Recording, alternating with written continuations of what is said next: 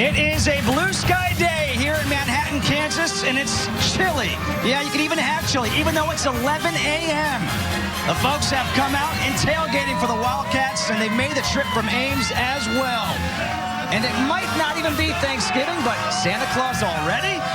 It's time for some Big 12 football here on FS1, presented by K Jewelers, Iowa State and Kansas State. And hello, everybody. Justin Kutcher alongside seven-time All-Pro Steve Hutchinson. And Hutch, this is like deja vu all over again for me. Third time the last 4 years I've called this exact game. And each year it seems like it is a close one. And these two teams both have 3 wins, but they're not your typical 3-win teams. Why? Well, first, the similarity between the two teams is they play tough schedules. But besides that, they have a lot of young players in key positions, especially the quarterback position, inexperience. And these two teams battle hard. You know, you see the way they both played Oklahoma State over the past couple of weeks. They were winning deep into the fourth quarter and found a way to lose. And that's a hard part for young players. It's hard to teach them how to learn to win. You've got to overcome difficulties on the road, and they just haven't been able to do that yet. And you expect that with a pretty young team. So, but these are two good football teams. Don't be mistaken, and they will have a good battle today. They really are two good football teams, well-coached teams. In these meetings, the last 7 have gone the way of Kansas State. They call this matchup Farmageddon. Iowa State against Kansas State. Should be a good one. Coming up, kickoff next, right here on FS1.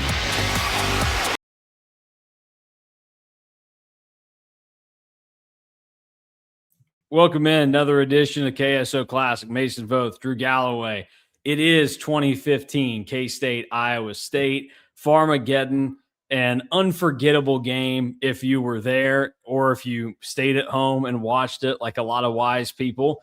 One that you'd probably like to forget if you headed for the exits early. You didn't take advantage of the reentry policy and you just stayed in your car at halftime because it was 35-14 and you were wondering why you wasted your time coming to watch a 3-6 team get blasted by Iowa State. I know that those were questions that I was asking my dad at halftime of this game. Why did we even come?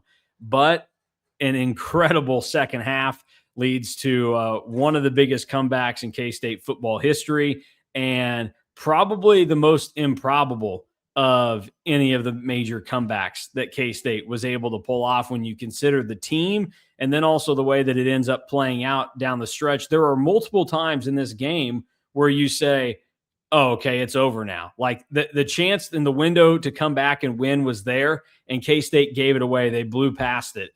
Yet somehow Paul Rhodes found a way to make the improbable happen. Yeah, I mean, I remember you were that way at halftime. I was that way, like, I think the first time K-State turned the ball over on downs in the fourth quarter of like, should I just go to the car now? Like, there's nothing else to see here, but ended up staying. And I mean, to this day, in watching it again, I can't believe that Iowa State lost this game. And kind of a little bit lost because of how old we were at this time. Like, I totally forgot that Iowa State already had the 35 points by halftime. Like, I thought that they might have scored like late third quarter and it was like 35-21 or maybe even still 35-14 in case State came back. So kind of goes to show that, like, even like 11 years later, like, you really have that clouded judgment. Also, when you opened up and said it's 2015, I was like, oh, we're really committing to the bit here. But this wild game, fun game, it doesn't have a super high game score for me because it's a pretty sloppy game as well. Like that, I was gonna point this out as we went along. Even though it was 35-14 at halftime, did it not kind of feel closer? Because Iowa State, even in the first half, was kind of begging K-State to make it close. Well, it really was just kind of like a shell-shocking experience because as the first half goes along, as you watch it back, you start to say to yourself, wait, how is this game going to get to 35-14 by halftime or 35-14 at halftime? Because it was moving kind of slow, but there weren't a ton of points on the board yet. And so you're going along and you're thinking, okay, when's it going to happen? But it's just kind of this quick burst. So yeah, like the pacing of the game never totally felt like it was out of control. But I don't know. I think it felt like it once they went into the locker rooms where it sets into you're like, oh my goodness, they're getting smoked. Also, I remember this game being freezing cold. And for some reason, the weather from that day that I'm going back and finding is suggesting that it wasn't I think as cold as I remember.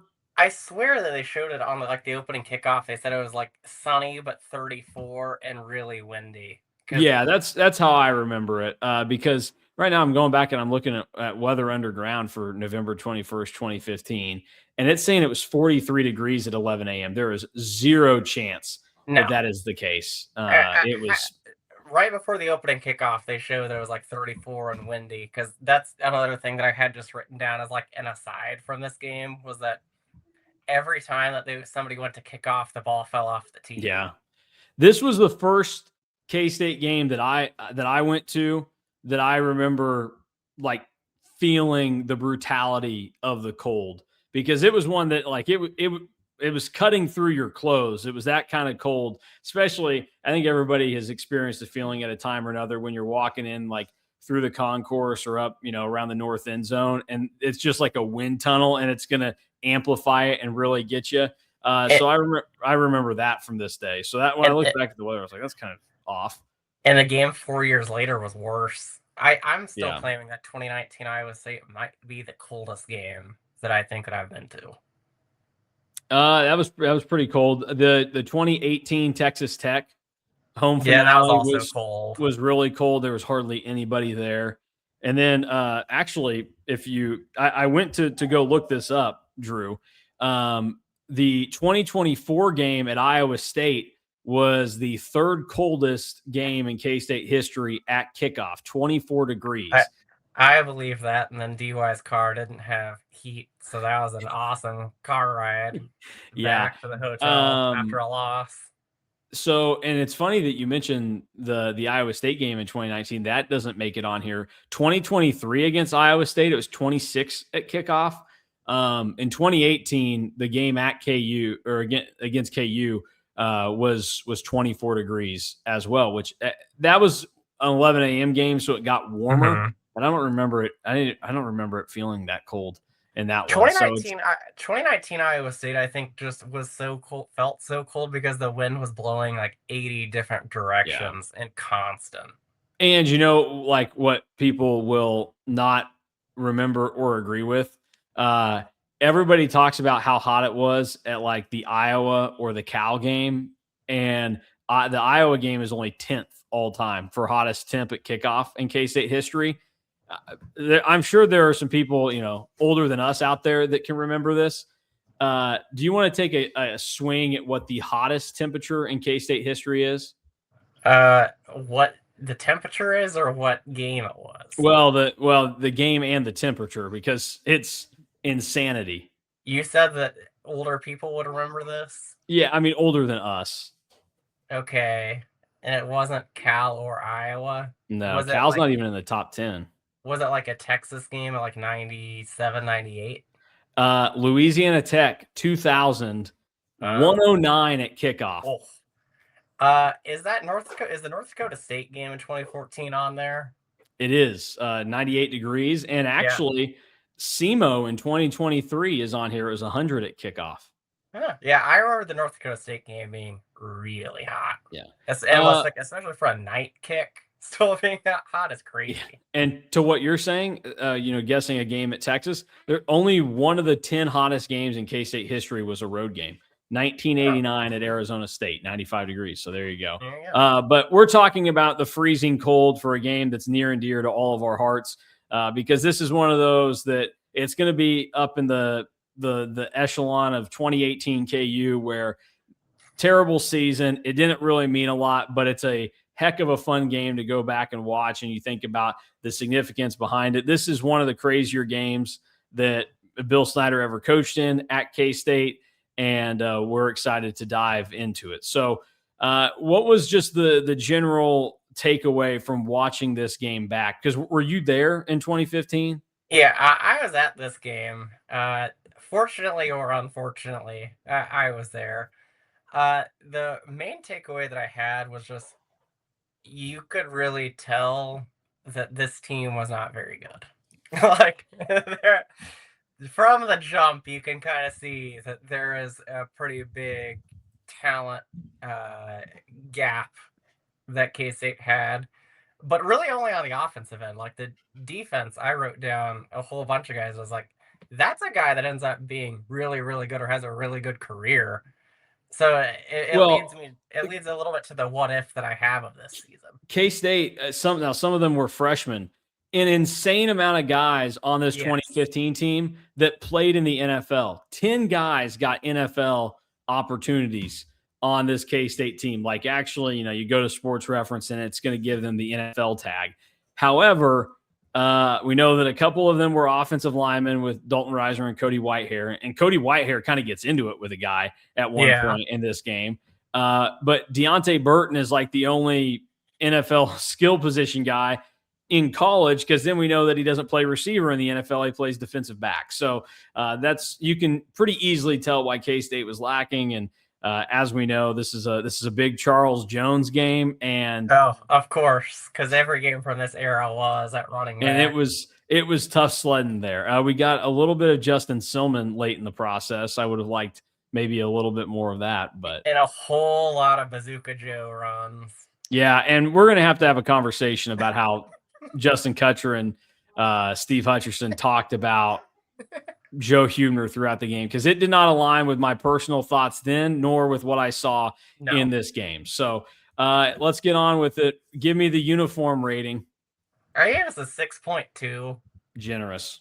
I don't like the I-State logo, and I think it's a war crime that they've gone away from the bird.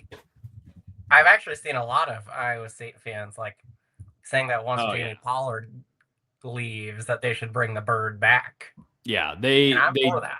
Easily agree with you on that one. I gave it a 5.3. I hate these Iowa State uniforms. They're terrible. They're hideous. The matte helmets look even worse with that I-State logo. There's no redeeming quality about what Iowa State has worn. And really, their uniforms have been atrocious for the entirety of our lives. I was about to say since at least 2015. But beyond that, like the stuff that they wore, even when they had like Psy on the helmet, like the helmet logo was fine, but the uniforms themselves were still pretty terrible. And they're better now, but there's still something off-putting about the striping and some of the way that they use the colors on the new uniforms. And I also just really dislike the fact that they went away from more of like the Breece Hall era ones. I think those were the only ones that I would give like a passing grade to. I thought that those were okay.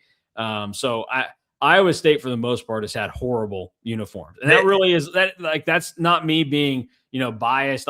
I hate Iowa State guy. Like, I am that, but I wouldn't translate that to uniforms, because I would also give credit to say that KU has a lot of uniforms right now that I like. Now, prior to like 3 years ago, nothing but crap that KU was rolling out for like a decade. The Iowa State helmet should either have Psy on it, or it should be the script Cyclones and nothing else. All right, let's get this game underway. Not a whole lot that happens early in this one. I do miss the Fox Sports 3 Things You Need to Know. That tied into on FS1 when they first started. That was something that they would regularly do, where it was at top of every hour they had a 3 Things You Need to Know, and somebody would pop on for like a little break. Look, there's a lot of things that Fox Sports 1 tried that I really liked, and if ESPN didn't have such a stranglehold on the sports TV viewership, I wish that FS1 would have been able to sustain what they were trying. I liked Fox Sports Live a lot. Crowd Goes Wild was a great show that I liked on there. R.I.P. Regis. Yeah, I know. See a Reg. So a lot that I liked about FS1. And honestly, at the time, I wasn't the biggest fan of these graphics, but they started to kind of grow on me. Anyways, there are 3 things you need to know, essentially like their keys to the game. They told Joe Huebner not to turn the ball over. Good luck with that. Game gets off to a very inauspicious start because there's a fumble that wasn't recovered in the red zone by K-State. And then a little later on, you get false starts on back-to-back plays by K-State offensive linemen, and Iowa State ends up with a short field. They take a pretty quick 7-0 lead. They also note in it that there was a that K-State was in the middle of their 6-game losing streak, longest losing streak of Bill Snyder's career since 1989, the first year that he was coaching at K-State. And then we got, as I mentioned earlier, Cody Whitehair started beefing with an Iowa State guy, which I was a little shocked to see. So not much has happened that's been good for K-State early on. Just a bunch of like, oh, that kind of sucks. But you could tell early on that things were going to get weird because like the second play of the game for Iowa State was that fumble that K-State didn't recover. So you could tell things were going to get a little wild. We will talk about that in a little bit. But here, finally, K-State starts to pick up some momentum. They're under center. Dimmel in motion. Handoff for Jones. Look at the hole for him. Jones has the first down, run out of bounds by Brian Mills. Well, this is a good mix-up by Dana Dimmel, the offensive coordinator. You see him running inside. You see him running outside. Here's the outside give. It's just an outside zone. You see a lead by Winston Dimmel. Nice kick-out block, and Jones is going to follow him to the sideline. And this is typical of K-State, a type of drive, keeping it on the ground. They threw that one for the first down, but they're relying on the back of Charles Jones.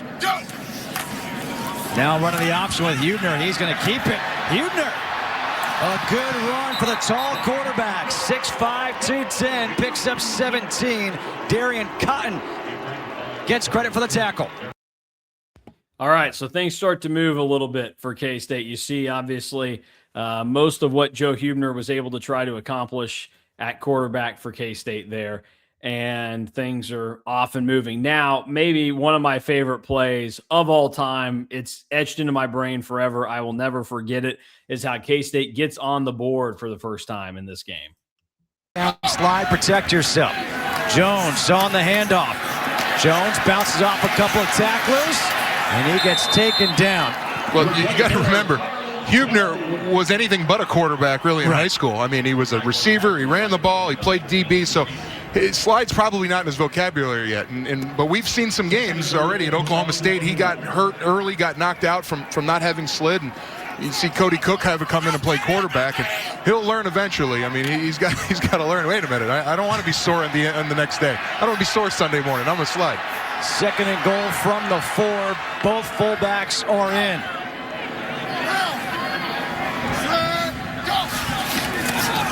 It's Gronkowski, the fullback pass to the teammate, Winston Dimmel.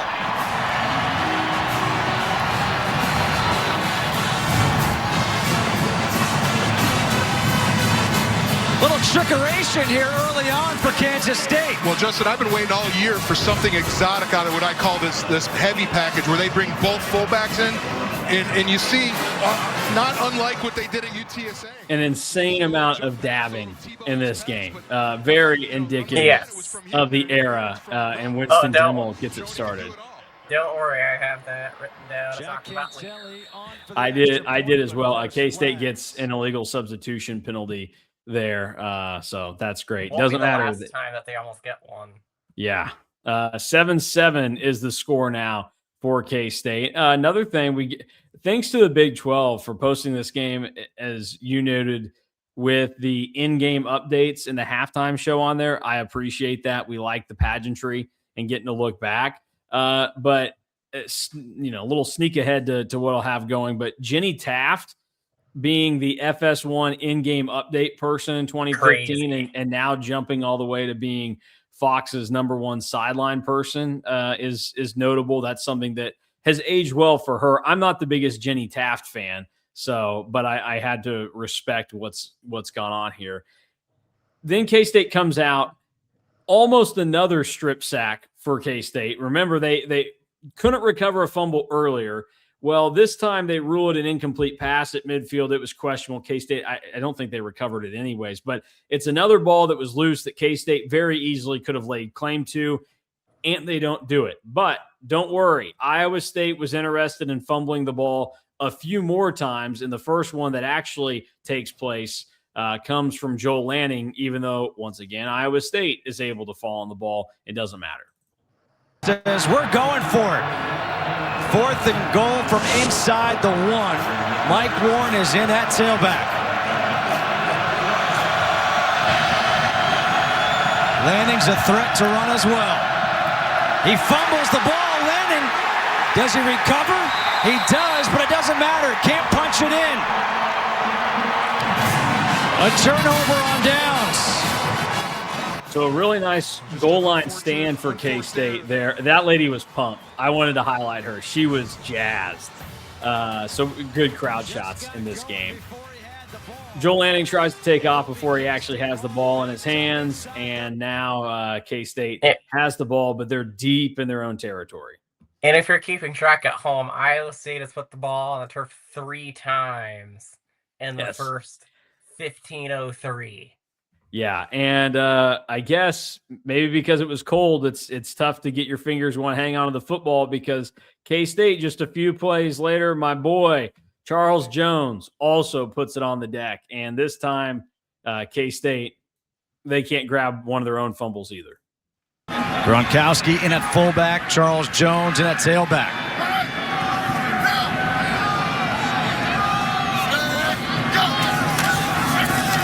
Jones on the carry, and Jones is surrounded. The ball comes loose, fumble, recovered by Iowa State. Luke Knott recovers the fumble for the Cyclones.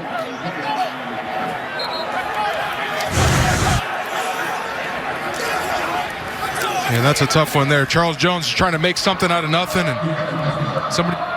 defender gets his hand there at the end and knocks it out. And then, of course, they trade turnovers. This one being a little bit more crucial than Iowa State's being backed up. I'm laughing because if you can hear in the background there, it's something that happens at basically every K-State football game. And I don't know if you've noticed this before, Drew, or if it bothers you, or if it's just like the sound of pain to you. But it makes me laugh when K-State turns the ball over right there inside their own 5. Iowa State is clearly about to score.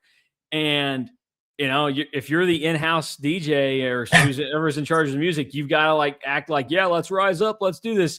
And they start playing, y'all don't really want it now. Ooh, here comes. It's like, oh, my God. I mean, I get you're trying to get a stand here, but the opponent having the ball, the 4-yard line, and needing 4 yards on 4 plays seems like it's likely to happen. Here's the deal, though. It almost didn't happen. K-State came dangerously close to getting another goal line stand. Unfortunately, Joel Lanning did get this one to go. He did not fumble it. They force him to not score on the left.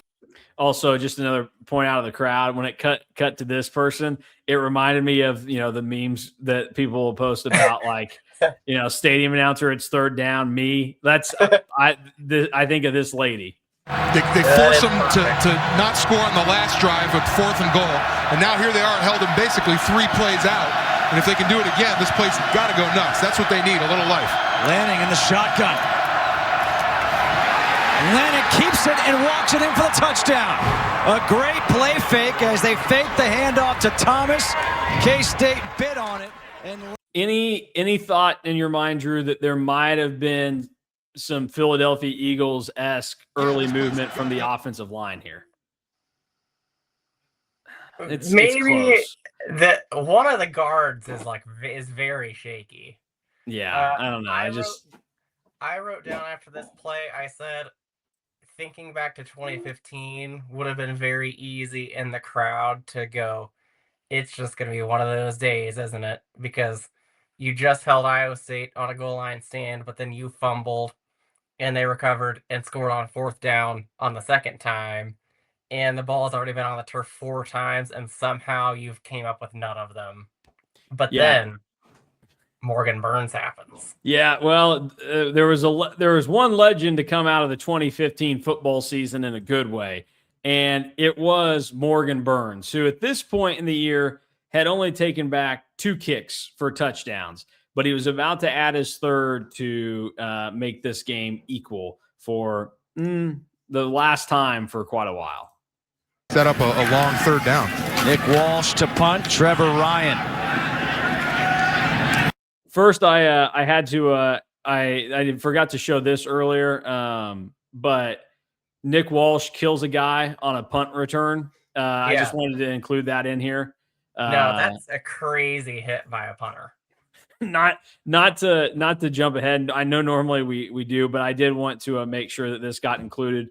Very rarely, again, do we show actual punting highlights, but I forgot that I had actually highlighted this. So yes, Nick Walsh just kills a guy, and not the only guy to get hurt there. So there were multiple injuries, but I remember. So my tie into this game is I was a senior in high school, and my golf coach and broadcast teacher at Bueller, he had gone to Bethany. And so he knew Matt Walters from going to Bethany. And obviously Walters started at Bethany, finished at K-State, ends up radio in Manhattan, and has done sidelines forever for the K-State Sports Network and other events for K-State athletics. So he gets in touch with him and hooks it up to where I'm going to get to go and shadow the K-State radio team for the day. So my dad and I come up. My dad spends the whole day sitting in the cold stands with his mother-in-law, which I'm sure he had a great time hanging out with Grandma Karen all day watching a football game. And I spent the first half of the game up in the broadcast booth with Wyatt and Stan. And then at halftime, I was going to go down on the field for the second half with Matt and just kind of follow around and understand what was going on there. And funny enough, Nick Walsh's parents stopped by the radio booth that day. And so they were in there when Nick Walsh obliterated that Iowa State punt returner. And Nick Walsh had a really good game in this one. For what you can deem a punter to have. So that guy got jacked up by a country music artist. That's crazy looking back on. Very true. So there, Iowa State gets the ball. They fumble again that they also recover. Course. So at this point, the ball's hit the ground 4 times for Iowa State, and they've recovered all of them to this point. And then Alan Lazard scores on a long touchdown on 3rd and 10. So Iowa State goes up 21-7. And this is when Morgan Burns is finally able to give a little bit of life for K-State in this game. Francis to kick off, hoping that the ball will stay on the tee. Morgan Burns, the return man. We've seen both these teams in these exact situations last week. Iowa State up at Oklahoma State, very similar score. Kansas State down big twice to Texas Tech, and they were able to battle back. So this game is far from being over, any way you cut it. Burns, a couple yards deep in the end zone. He's going to return it. Burns, able to hit the hole. Here goes Burns, down the sideline. Morgan Burns is going to do it again. 102 yards. Really good job by Justin Kutcher to immediately know that it was 102 yards, and it was. That's what it was officially credited as. And so Morgan Burns takes that back, and K-State is within a touchdown. If Morgan Burns only did that, he would be remembered a lot more fondly.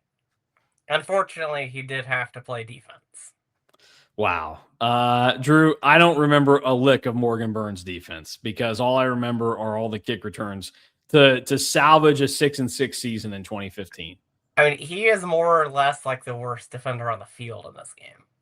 Well, I don't know that anybody can claim that they were good in this game on defense until maybe the final quarter of it. So K-State has brought it within 7 points at this point. And this is what I remembered from this game was the Mike Warren coming out party. I mean, Iowa State had a run here of just awesome running backs, and K-State felt the full force of all of them, whether it's Mike Warren or Mike Montgomery or David Montgomery, excuse me, not Mike Montgomery, the Royals pitcher. David Montgomery, Breece Hall, obviously, as we know, and then K-State made Abu Sama, who's not actually that good, look really good. So this was a big Mike Warren game, as he had a 76-yard touchdown that K-State immediately gives up, and Iowa State goes up 28-14. We get Bill going for it on 4th and 7 to try to get some things going. The wind, as you mentioned, is playing a factor here, so they're not totally trusting of the kicking game. They also mentioned later on that Jack Cantelli's career long at this point is only like 45 yards or in that neighborhood. K-State, as you would imagine, they don't get it. So Iowa State takes the ball, and Alan Lazard scores another touchdown.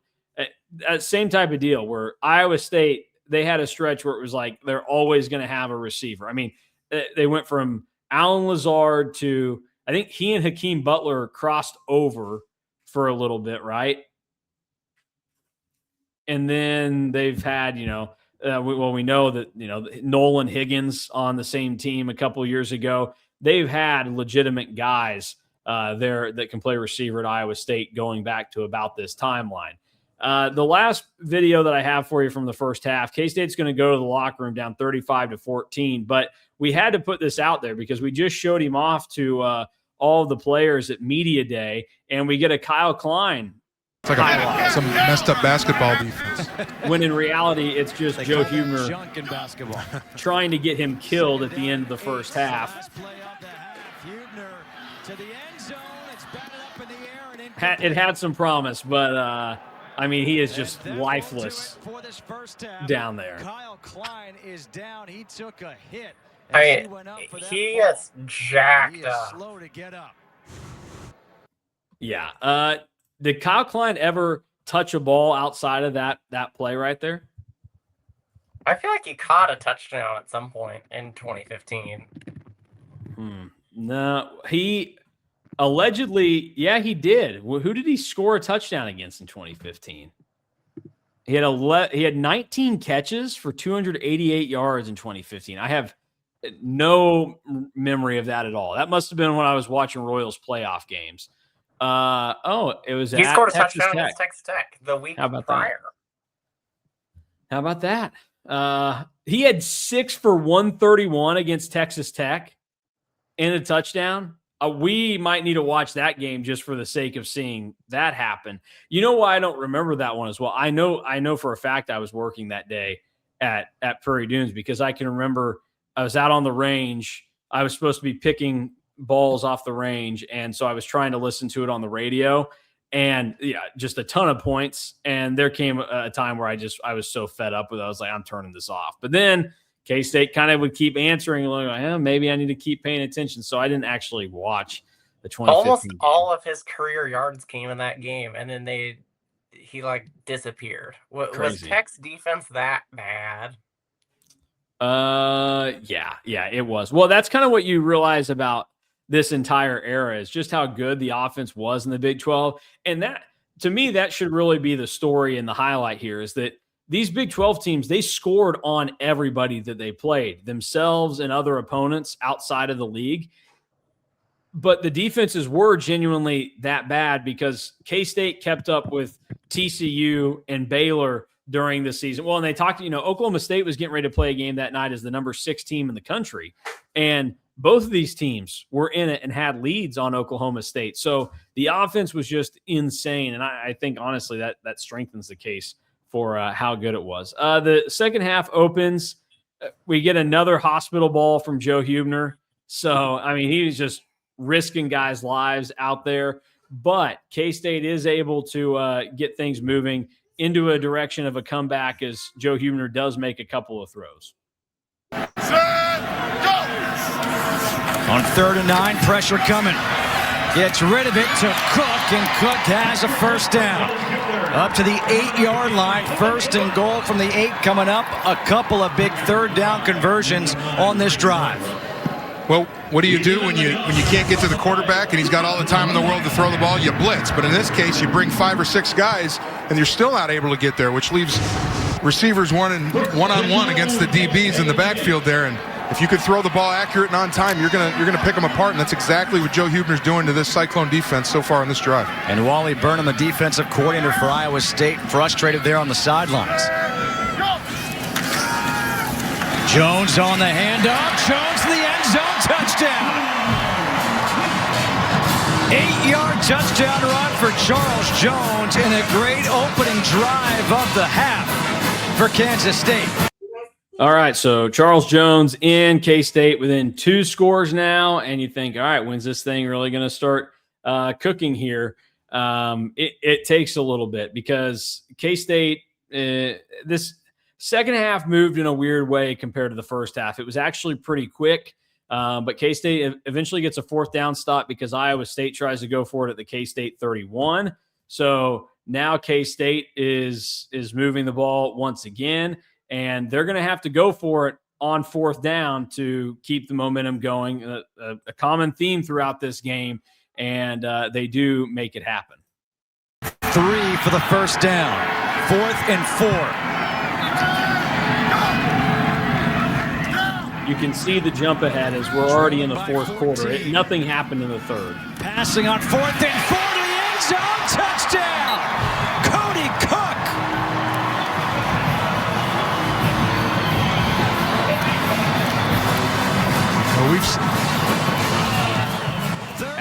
At this point, I start to believe as I'm there that, hey, I think K-State's going to win now.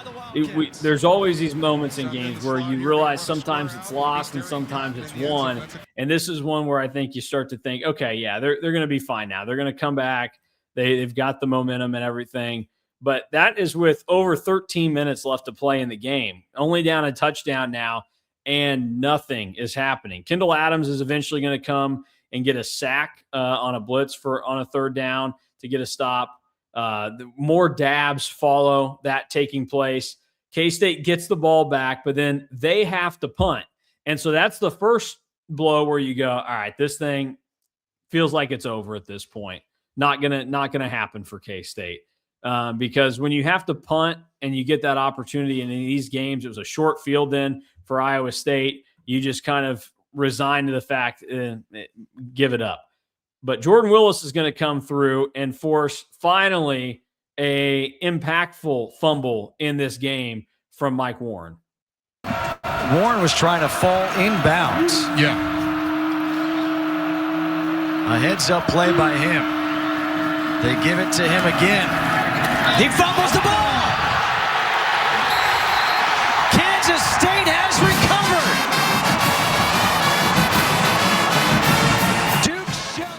So this is where, if you remember the game, you go, yeah, I remember fumbles. They set up K-State's score to win and everything.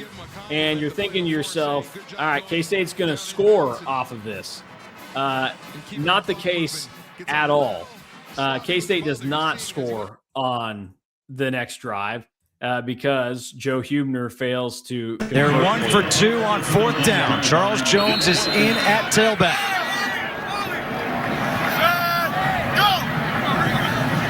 Out of the timeout for the Wildcats. Huebner back to pass, the slant for Cody Cook, and it's broken up. Brian Peavy jumped the route and able to break it up, a big-time play.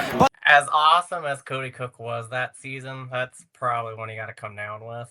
I was going to ask your thoughts on that. Throw or catch? Who are you blaming more for that one? I mean, neither are great, but like, Huebner at least gives Cody Cook a chance. I think that this is an easier catch than the one that he actually made on the touchdown. So if you thought it was over after the punt like I did, now it feels double over because you just had it inside the Iowa State 40.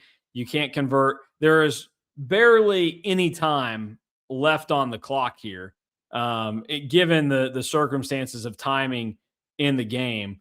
But K-State is going to end up getting the ball back. And again, you're thinking, all right, this thing, it's toast, whatever. Joe Huebner, he's going to try to get this thing moving. I gave him the nickname, instead of no F's given, Joe F's given Huebner, because he throws a ball to Deontay Burton that you're just thinking to yourself, that's a horrible decision, but it worked out. And the broadcast team is like praising it. Like, yeah, that's what we talked about. This guy is accurate on the deep ball. Over at the 26. One timeout remaining.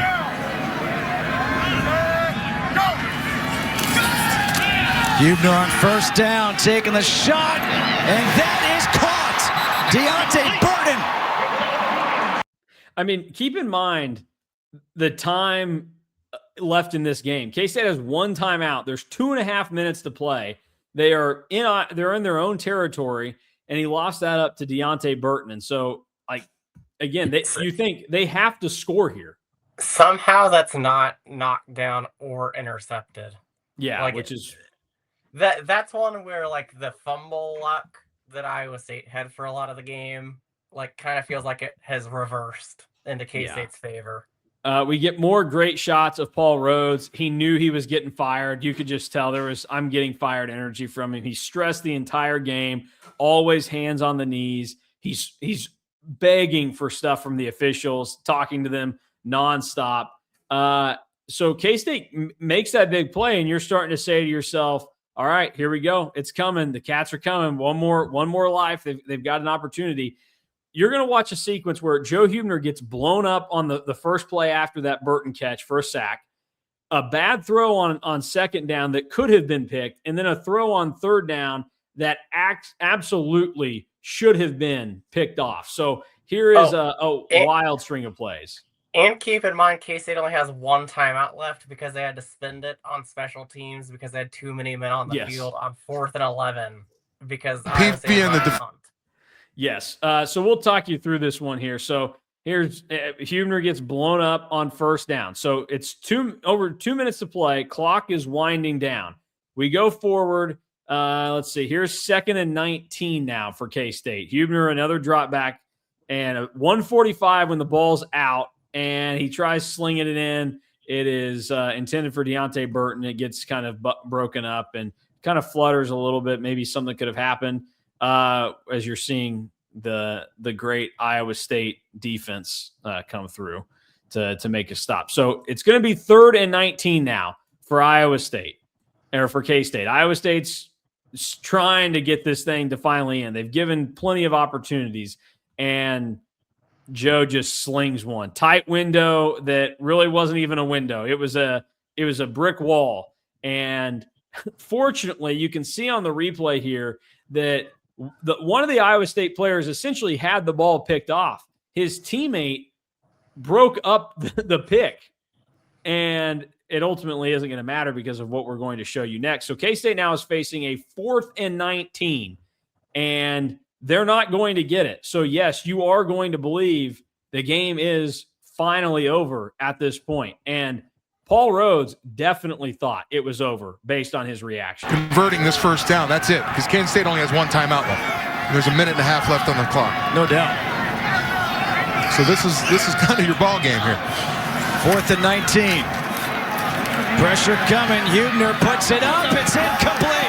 Looking for Cook, and now the sideline starts celebrating for Iowa State.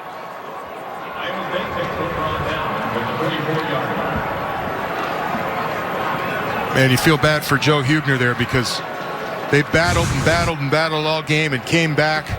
You see Paul Rhodes there. I think he's happy, but for Joe Huebner to throw a ball.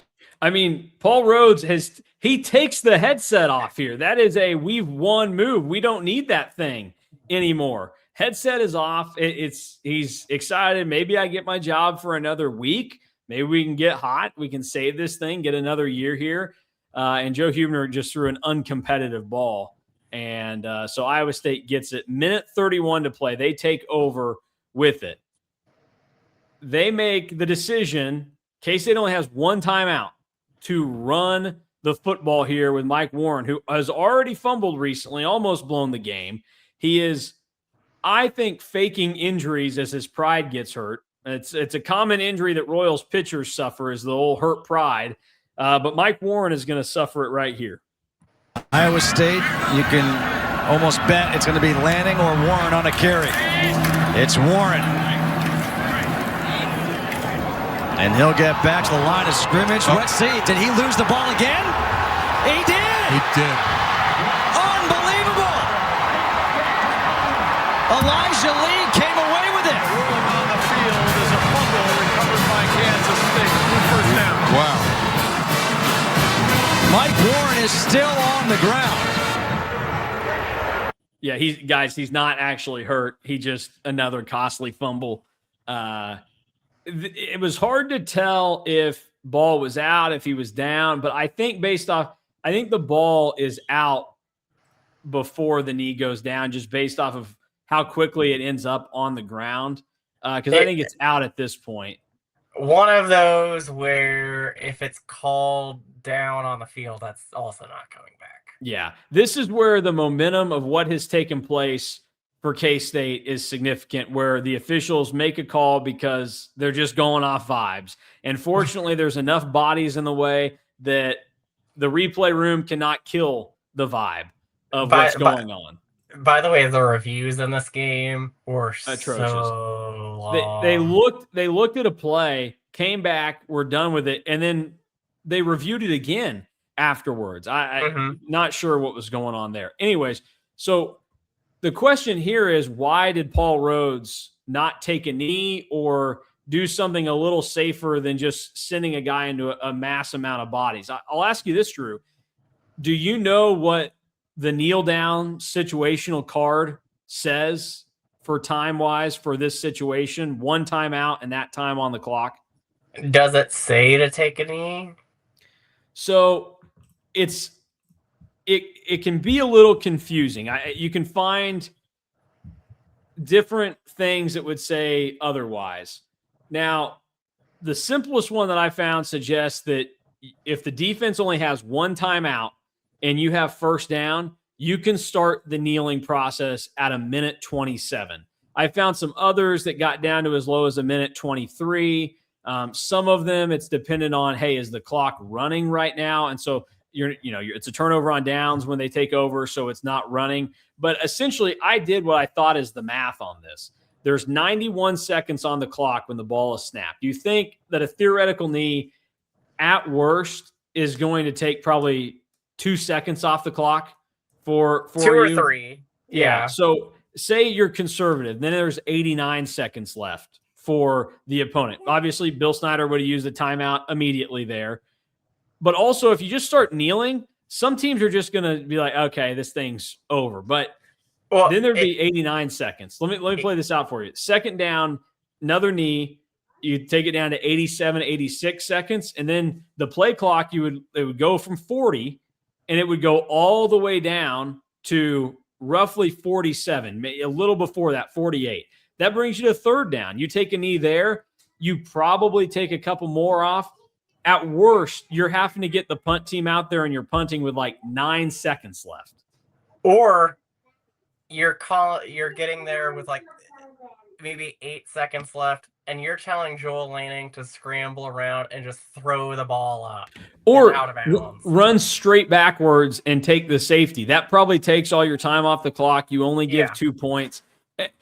Either way, it's inexcusable. But I want to go see what the kneel down chart would have said. And basically, if there were 4 to 8 less seconds on the clock, Paul Rhodes is probably taking a knee there.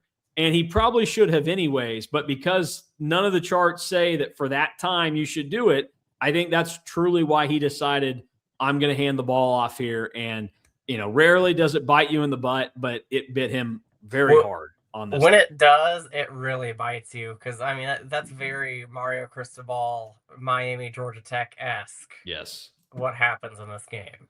So keep in mind, K-State still has a decent amount of yards that have to be picked up here with not a lot of time left on the clock, but they do have that one timeout because of how quickly this thing moved, but they get a large chunk of the yards easily and quickly. Huebner takes over at his own 45. I would expect pressure by Iowa State here. Huebner, good protection, throws over the middle, complete. Andre Davis down inside the 15. It's a great ball by Joe Huebner right over the top of the zone coverage there. And here, what's crazy is Steve Hutchinson is saying right before it goes, I'd expect pressure here, in Iowa State since 3. He saved his best throw for when he really needed it. Yeah, best throw, dumbest throw. You take your pick, but it worked out, so you get the credit for it. So a big gain there. Then Joe Huebner is going to have a couple of runs, and the man of the day, Chuck Jones, is going to come through and punch it in to tie this thing up. That one out. Handoff, Jones, touchdown!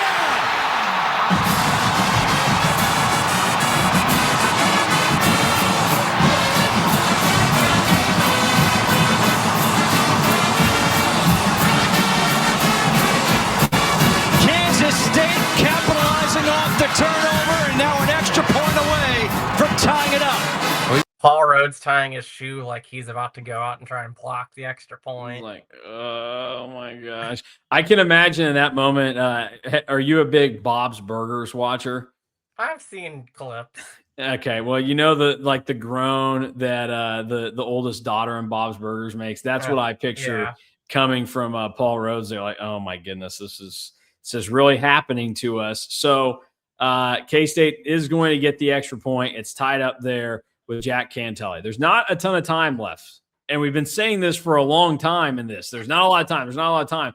Iowa State keeps finding a way to make this game continuing on, when at this point they just need to get this thing over with. Well, Paul Rhodes, unlike David Beatty in 2018, says, I've got nothing to lose. Let's go try to win this game. Paul Rhodes not going to try to stop the clock here. Right. Lanning sacked, fumble, loose ball. Recovered by Kansas State. Jermichael Moore. This is unbelievable. Now, the clock stops on the change of possession. 0. One timeout left for Kansas State, but they might not need it. Lanning got careless with the ball. Jermichael Moore recovered. Marquell Bryant knocked it loose, and now a 39-yard field goal attempt from this point. Well, we saw it earlier in the game. Lanning, lack of pocket awareness, thinking he had more time than he did.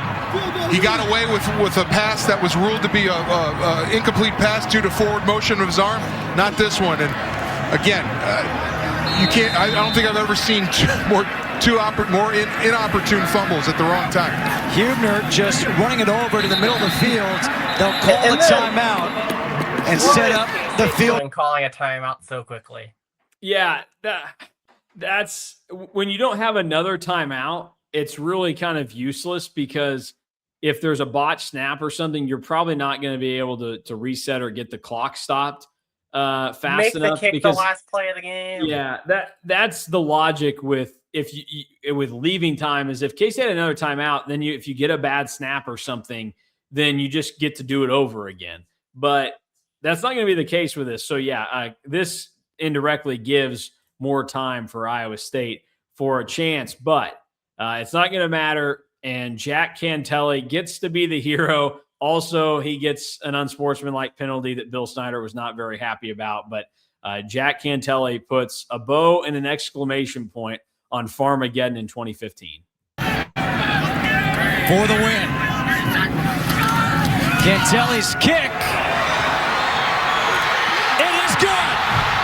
Unreal finish here in the Little Apple. Well, there's a penalty. I don't think it matters, but Cantelli took his helmet off in the field of play, and the referee saw it and threw a flag. So the penalty will be enforced on the kickoff, but they're going to squib it anyway.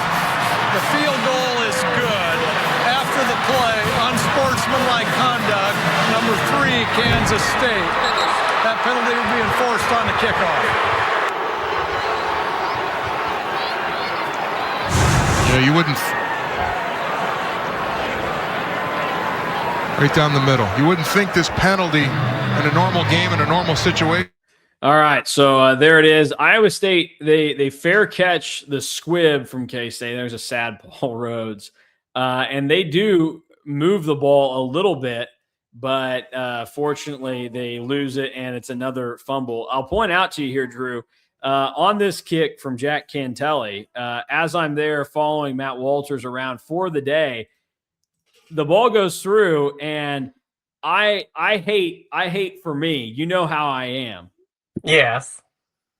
I'm down there. This is my first time watching a K-State game from the field. We're right behind the goalpost for a game-winning kick. So I have my phone out in my right hand trying to record the ball going through the uprights. However, I'm in the perfect spot. That is me that the ball bounces off of. I'm trying to catch it with my left hand, and I drop it. Oh, you got to make that play. And I swore to myself that day that would never happen again, that I would always make a play when the opportunity came. And as Drew has known, I constantly try to make plays throughout the year. So if you're ever watching a K-State game and there's a kickoff that goes through the back of the end zone, be looking to see if it's me that fields the ball, because I want that. I want that responsibility. And I also want to be able to pick it up so I can throw the ball to the ball boy that comes running down. There's nobody that runs quicker to a ball on the out of the end zone than you also. No, that's where you're wrong, though. I don't run to him. I want the ball to run to me. I try to be in a good spot, but it's going to be low effort. I'm not going to go out of my way to get the ball. Now, if it's just sitting there and I can walk over to it and nobody else has gotten it, I will. But yeah. When I watched this yesterday, I almost asked if that was you. Yep, that's me. In my khaki Nike golf pants that just went straight through. My legs are frozen. I could barely move.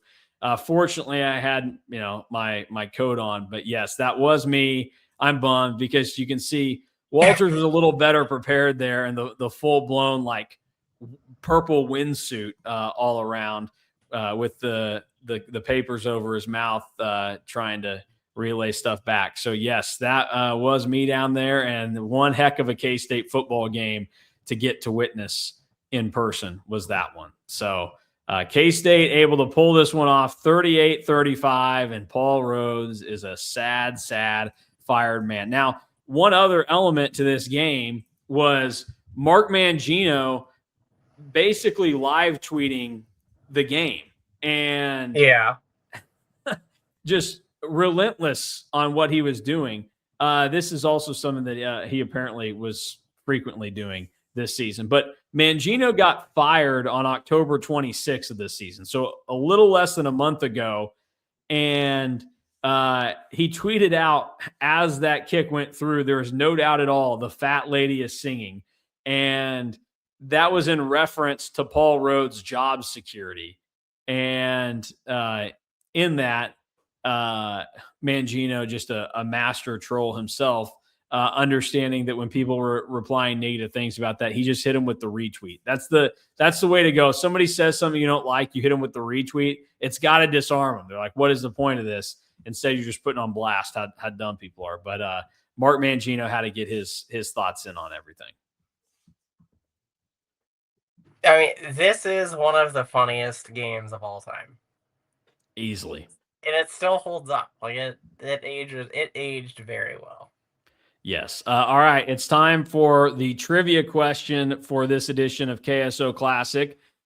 Drew, I was going through the 2026 K-State Football Media Guide today, and I wanted to know what are some of the bigger comebacks in K-State football history. 21 points is the largest comeback in K-State football history. This is not the only time that it has happened, though. There are 4 other occurrences where K-State has come back from down 21 points in a game.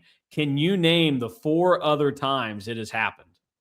Okay, one was another game against Iowa State. I believe it was 99. That is correct. 1999, K-State trailed 28-7. Okay, now is where it gets tough.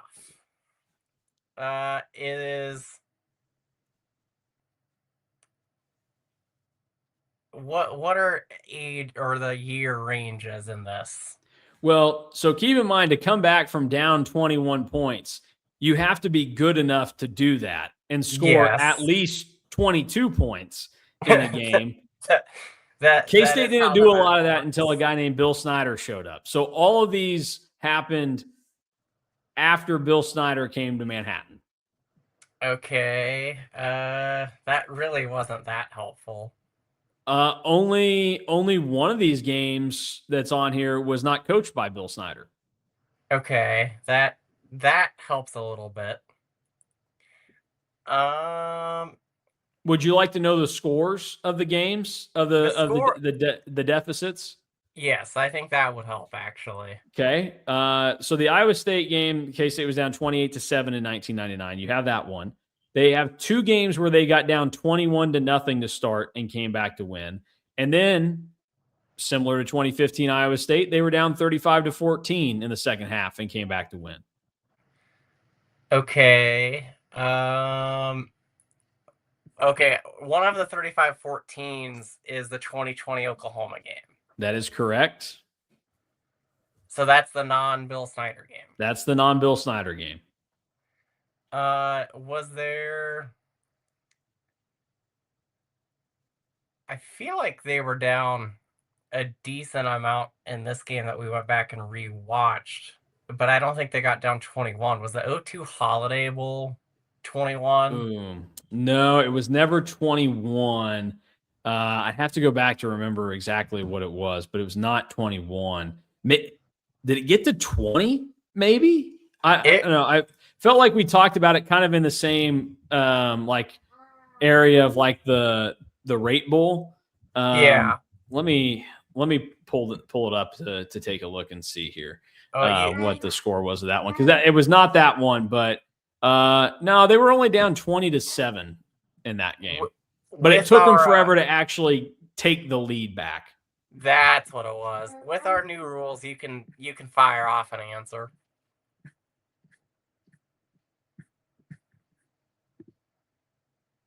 No more guesses? No, because I think I'm stumped. All right. 1999 Iowa State, 1999 Oklahoma State, 2004 Missouri, they were down 21-0, and then you got 2020 Oklahoma 35-14 was the deficit that K-State 99 faced. team loved getting down early.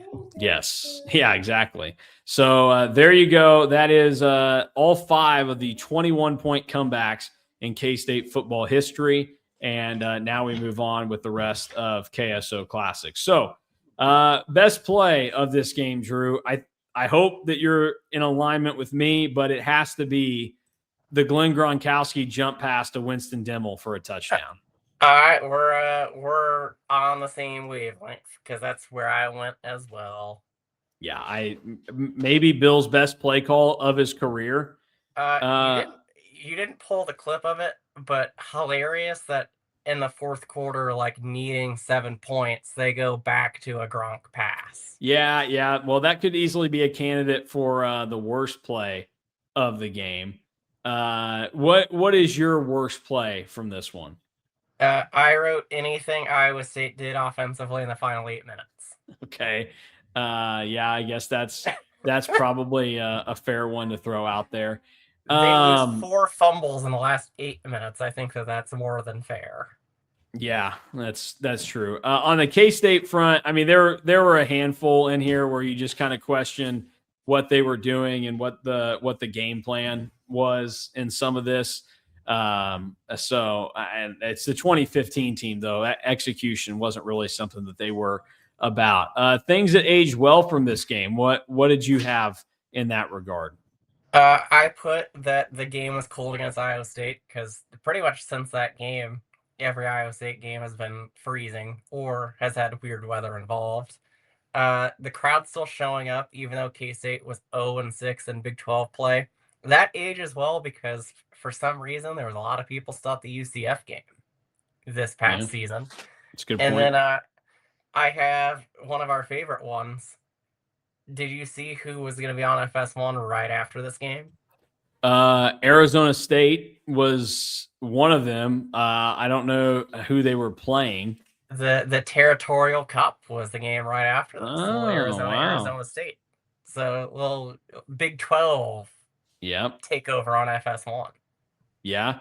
Big day on Fox for the current Big 12. Arizona State, this one, and Oklahoma State Baylor in the evening on Big Fox. I mentioned it earlier, Jenny Taft going from doing the FS1 desk to the number 1 sidelines for FS1. At the time I was indifferent, and I also mentioned it, but like these graphics kind of grew on me. They were pretty simple, and everything kind of integrated well enough.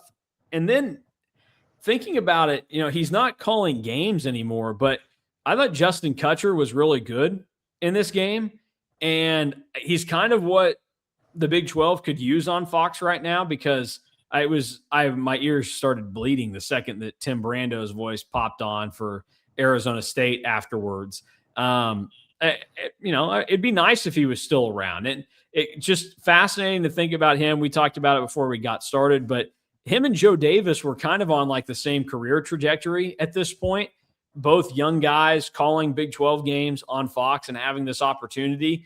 And Joe Davis has ascended to be the number 2 NFL voice, the number 1 MLB voice. He's calling the World Series every year, voice of the Dodgers, all this stuff. And Justin Kutcher went from, ascending at Fox to he's not doing network games on a regular basis now.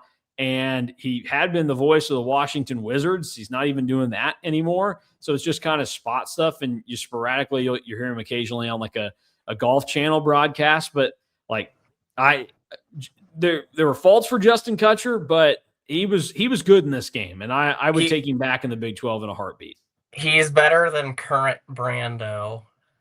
Like, I'd rather have him than Connor Onion. And that's not that's not disrespectful to Connor Onion. Just Connor Onion people here on this podcast. Are we? We're more Connor Onion than anybody else Fox has. I think we're just anti-Brando. And we're also Gus's wash, but K-State's going to have to worry about having Gus call their games anymore. I don't know if this is something that aged poorly, but it's just more of a like sign of the times. We mentioned all of the dabs that were going on in this game. That aged poorly. It definitely tells you what era you're in for this game.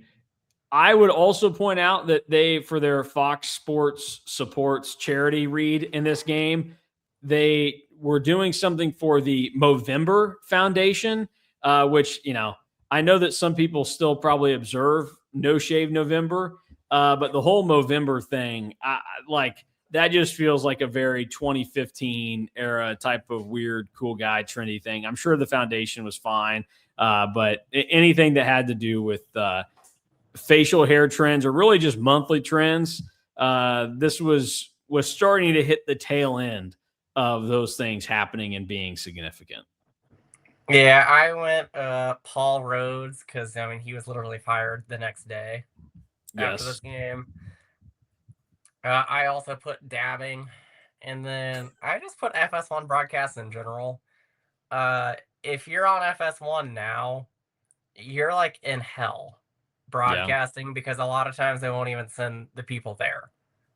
Yeah. Like, they really, really went for it at the beginning, and pretty much since then, they have really stopped caring. Like, now, sometimes you even get a taped halftime show. You don't get the guys that go there. Yeah. Eric Collins is fine, but I think that he would actually be a lot better if he got to actually go to the games. Yeah.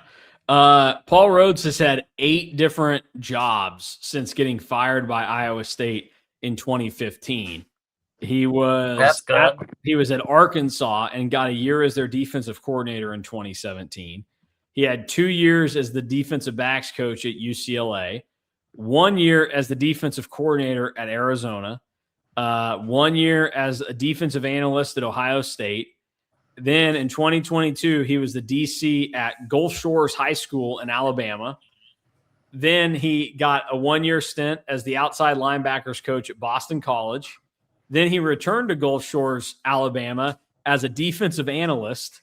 And Paul. And now he is entering his 2nd year as a defensive analyst for the Mississippi State Bulldogs. If you have to go back to Gulf Shores, Alabama High School, that's when you should probably just give it as up. A high school defensive analyst. Yeah, that's when you should probably give it up.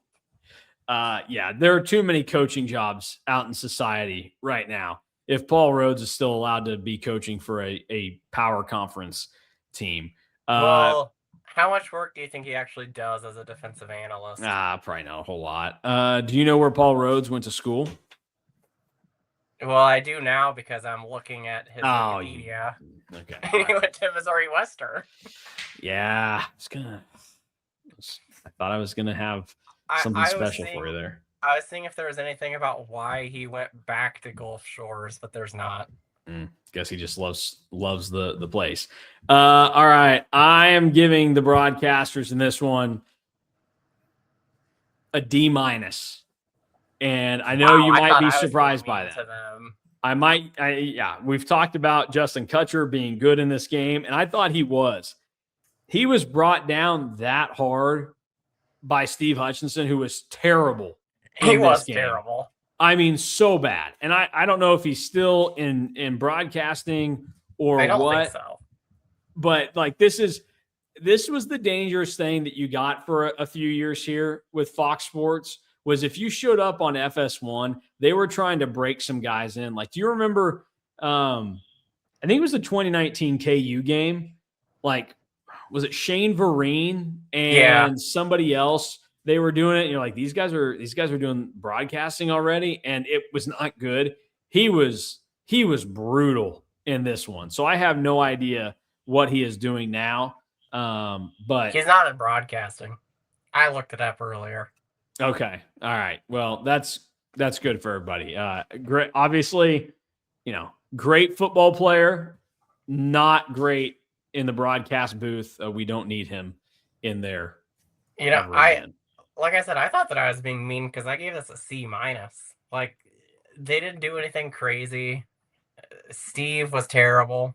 Yeah. Justin Kutcher was fine. I just associate like a lot of early like FS1 games with Justin Kutcher. So like it does make me sad that he's just kind of out in the open now, not doing anything.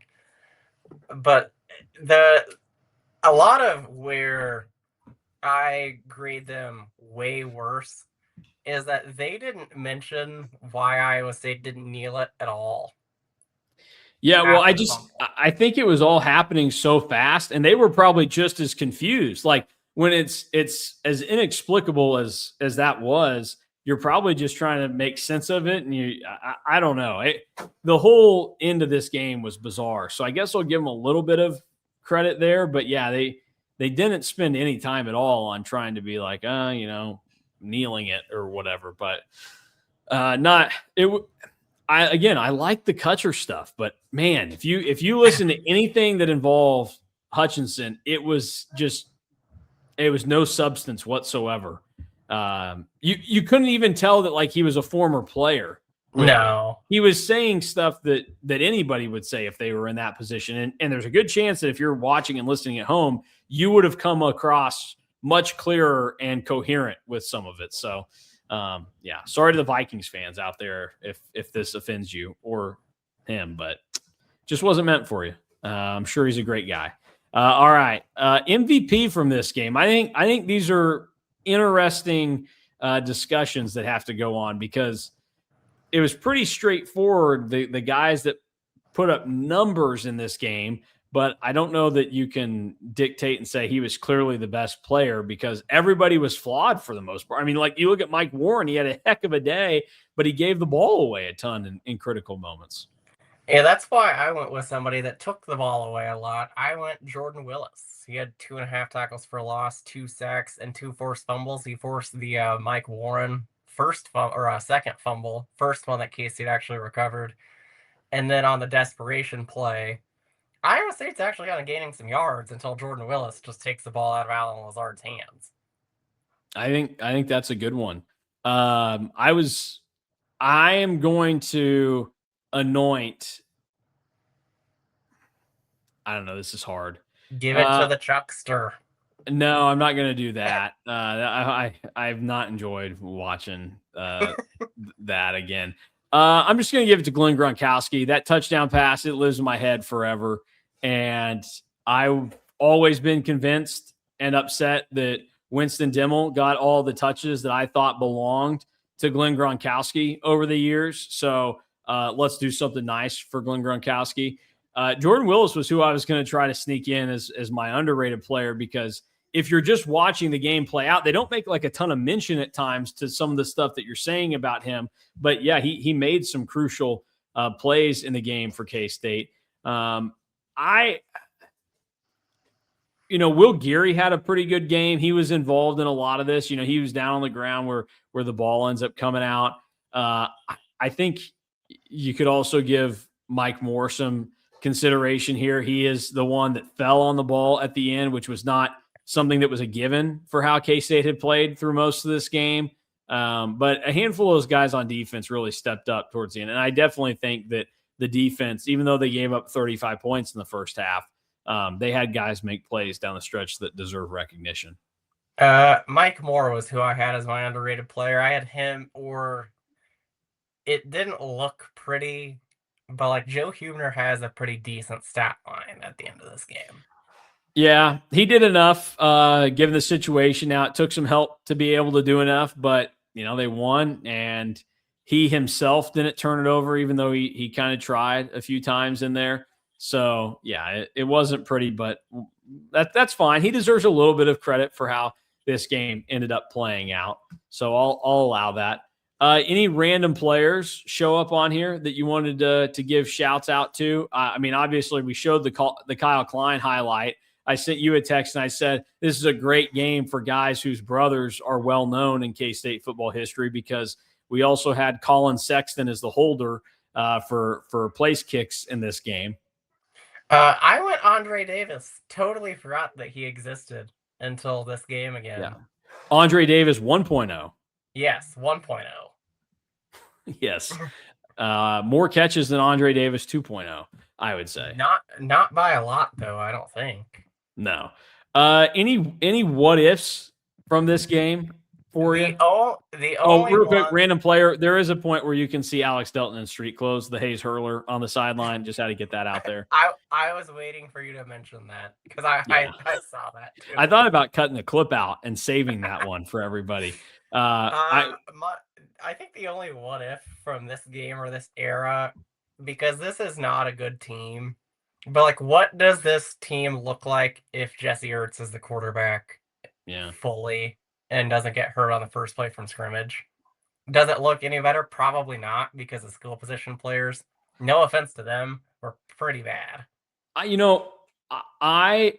thought about this when we watched the Texas Tech game back from 2016, where it was, he did some things where I said maybe he could have kept a few more things alive, made a few more plays for him.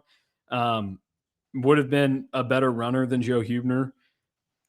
But I'm with you. Like, this is just a team totally devoid of any help on offense. And, some of the guys that eventually made plays were fine or whatever, but they didn't really have a reliable running back, or at least somebody that can make big plays for them. Charles Jones was really good at just kind of bopping in some short ones. And their best wide receiver was also their best quarterback on this team. Yes, exactly. And then, Deontay Burton, he did some fine things, but ends up playing as a defensive back in the NFL.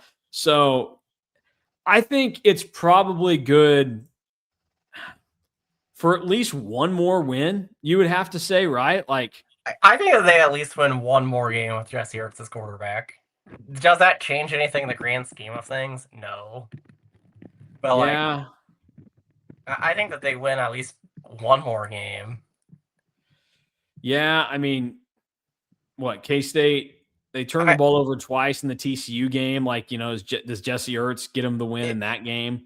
If they were in the games with Oklahoma State, who was really good, TCU, who was really good, and Baylor, who was really good, if they have their starting quarterback, they probably win one of those. Huebner goes 19 of 41 passing against Texas Tech, and with a pick in that game. So do they win that game or have a better chance if Jesse Ertz is there? I don't think this team is all that different from the 2016 team that ends up winning 8 games. So I think maybe Jesse Ertz is good enough for it. Probably makes the Liberty Bowl slightly more enjoyable to watch. I don't know. Hard to be less enjoyable than the Liberty Bowl was. Yeah. Did you go to that Liberty Bowl? Yes. Oh, man. Oh, no. Oh man. Yeah. Well, So I used to be jealous of your of how many more K-State games you went to growing up than me, but that one may have just changed my mind completely. I did go to some stinkers along that list because I mean I told you that I was at the 55-0 Oklahoma game because Yeah. I watched the ALCS in the parking lot of Bill Snyder Family Stadium Brutal. that evening. But like I think that because they only lost by one possession to three really good teams that all end in the top 20 of the final AP poll, you're probably winning at least one of those if Jesse Ertz is the quarterback. If not Yeah. two. I mean, Yeah. let's be real. They should have beat Oklahoma State in 2015, and Joe Huebner got knocked out of that game too. Yeah. And then Cody Cook got knocked out of it. And then the most BS first down call of all time happens for Oklahoma State too in that game. That's actually where I remember Justin Kutcher the most because I'm like 90% positive that he was calling that Oklahoma State game. I think you might be right because they talked that they had seen K-State a lot this season, or Kutcher had. I mean, he had done Iowa State the last few years with K-State, so. Because I had also told you guys, I told you and Scott Wildcat yesterday, I don't think that there's ever going to be a time where K-State is on one network in as many times as they were in this season. Like the 2015 season, K-State was on FS1 8 times, including the final 6 games of the regular season. Yeah, pretty crazy. All right, give the game a rating. Where do you go with it? I have 2 ratings because I kind of cheated. Mm. The actual game gets a 6.3 out of the 10 scale, but the actual ending of this game gets a 100. All right, I love it. I gave it a 7.4. It's got a lot of fun to it, but also it's a little sloppy. But there's a lot more action in the game, and it kind of keeps you on the edge of your seat better than some other games did. So I give it a 7.4. You know, bad teams, meaningless season. It kind of has to come down a little bit because of that, but some credit is definitely deserved, and I enjoyed it. This is a really fun one to go look back at and think about often, but actually watching it play out, it doesn't necessarily go the way that you thought it did. Like I can remember the fumbles at the end, but not the sheer amount that there were. Yes. And like what it took to actually come back in the game, because K-State shot themselves in the foot like 8 times and they still were able to come back and win. Do you know what's bananas from this game too? Like I was just looking at the attendance. K-State was on a 6-game losing streak, and this is the second highest attendance of the season that K-State has at a home game. Was an 11 o'clock game wild, coming with a 6-game losing streak against 3-win Iowa State. And it's freezing cold, but yeah. Hey, what do you know? So K-State gets it done there, 38-35. Next week, we'll look back at a much better season, 2014, K-State, Oklahoma in Norman, 2 straight wins in Norman for K-State as they were able to get the job done. And we'll take a look back on that one. We'll have another guest next week. I won't give it away until he shows up with us, but we've made somewhat of a mention to him during this show. So for Drew Galloway, I'm Mason Voth. Thanks for watching and listening to KSO Classic. We are back on Monday with another regular edition of the KSO Show.